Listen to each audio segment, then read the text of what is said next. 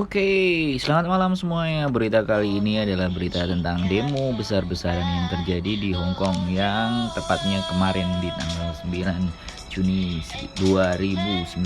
Nah, demo besar ini mengerahkan semua massa dan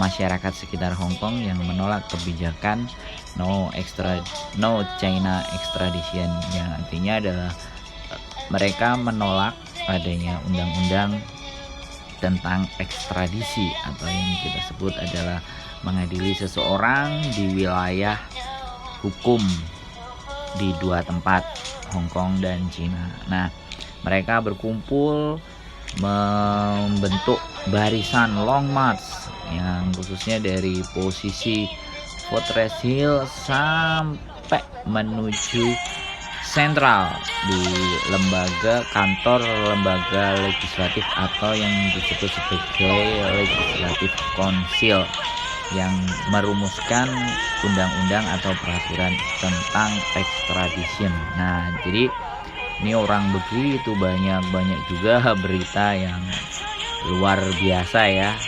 Tapi yang saya senang kalau melihat demo, pada saat rute yang mereka lalui itu banyak toko-toko, banyak tempat-tempat barang branded atau minuman, tapi mereka tidak menjarah, mereka tidak mengambil, mereka tidak merusak toko-toko di sekitar.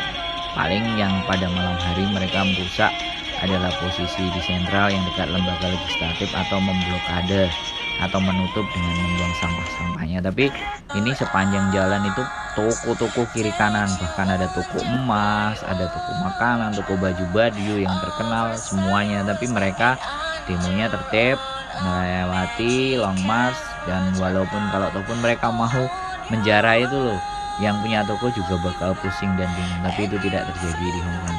Nah, itulah sedikit laporan yang saya bisa ceritakan, dan kebetulan ini ada gambar di mana kalau kita perhatikan di sepanjang jalan itu ada toko-toko di bawah dan di atasnya adalah rumah. Di bawahnya itu toko, dan itu toko-toko barang branded, barang mewah. Nah, yang jelas intinya toko-toko itu justru malah pada saat demo ini mereka selesai demo capek, beli minum, beli makan. Itu laporan dari saya dari Hong Kong, wong paling gandeng sak donya.